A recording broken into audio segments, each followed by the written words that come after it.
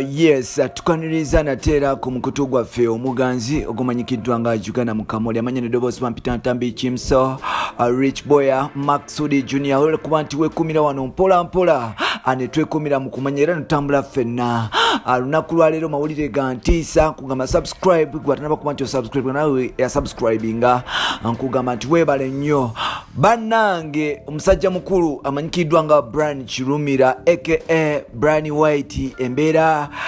gyalimu nzibu nnyo. Bryan White ayinza okuba nti ayinza otuva ku maaso, so sorry for this, naye nga ge mawulire agakagwawo wetwogerera Bryan White ali admitted mu Nakasero hospital era nga omusajja ono embeera gyalimu si nnungi. Bryan nno yafuna heart attack natandika okuba nti afuna depression oluvannyuma okuba nti bannamawulire bavayo ne batandika omukuba kogata n'abantu abavayo kumulumiriza okwata omuwala oba okurepinga abawala abamanyikiddwa nga Stella ne munne wali mu maka ge Munyonyo oba yes Munyonyo. Asana olwekyo ebintu bino byawawana ne bigenda ku TV era Bryan yali choose over ne bamutwala ne bagezaako kuba nti bamutwala mu parliament. Bryan agamba nti bino byonna babipanga kuba nti bamussa wansi abantu amuye batamanyi. Asana olwekyo Bryan yagezaako kuba nti yerwanako naye ng'ate amawulire gonna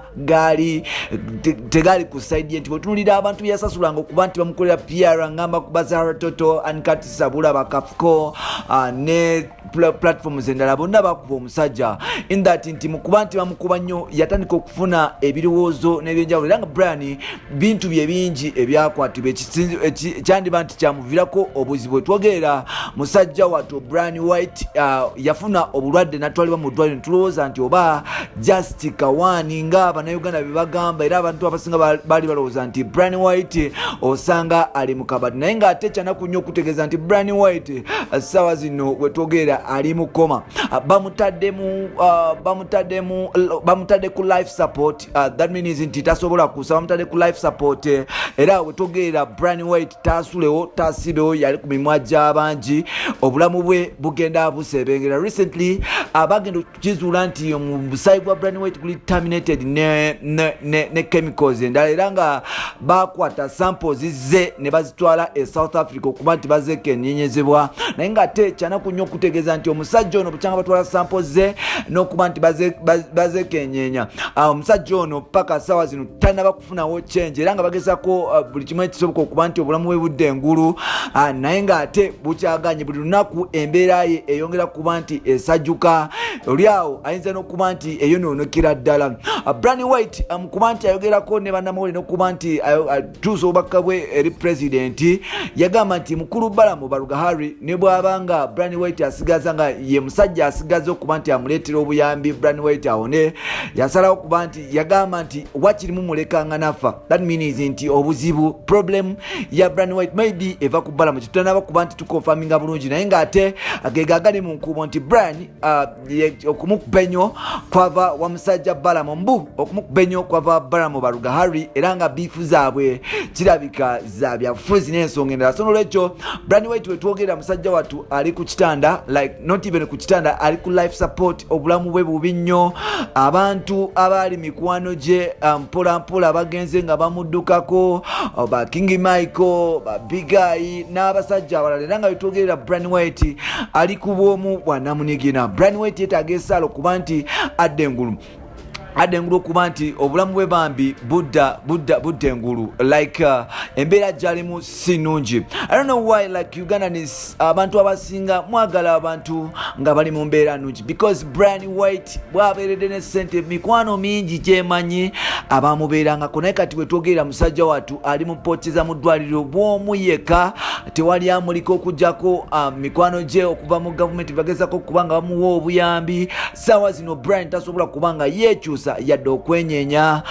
Bryan White sawa zino embeera gyalimu eyungula amaziga ansuubira nti tuyekiseera okuba nti Bannayuganda twekwata like omuntu ne wabanga yatusobya akyadaki era omukwatibwa ennaku n'oba nti omusonyiwa tukiseera okuba nti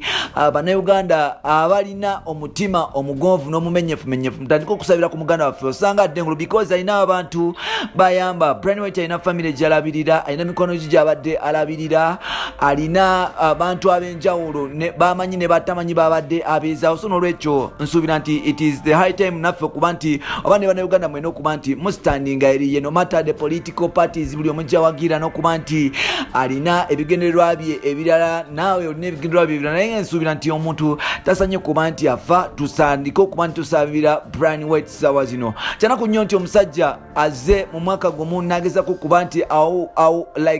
abudaabuda n'okuba nti akyusa embeera y'abantu especially abavubuka ab'omu ghetto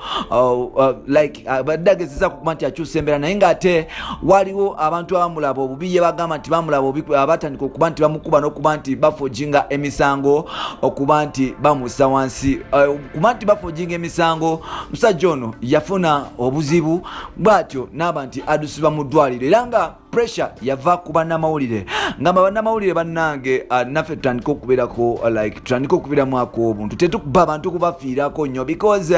nze kyanerusinya nnyo okulaba nti abantu Bryan White be yasasulanga okuba nti babeera naye n'okuba nti baasulanga ewa Bryan White abantu be bamu abaamukuba ne bamutusa ku ttaka era ng'abantu abo be bagenda okuvaako n'okufa kwe. Yes, bino n'ebirala byoba olina mu episodes zaffe ezirako nsigadde Time Jimso. Follow me on Facebook, Twitter and Instagram kosa Jimso 16